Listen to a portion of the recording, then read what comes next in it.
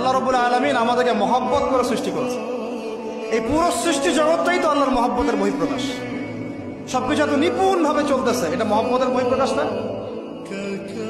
আমি আপনাদেরকে নিয়ে যদি কোনোদিন কক্সবাজারের সৈকতে তারা দেখাতে পারতাম, তাহলে আমি বুঝাইতে পারতাম আপনাদেরকে যে এই মহাবিশ্বটা ঠিকই আছে কিনা।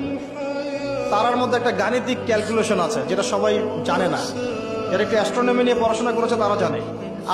আপনার মানে মাথার বিবেকই উল্টায় যাবে যে এত সূক্ষ্মভাবে কিভাবে আল্লাহ রাব্বুল আলামিন এই মহাবিশ্ব সৃষ্টি করলেন।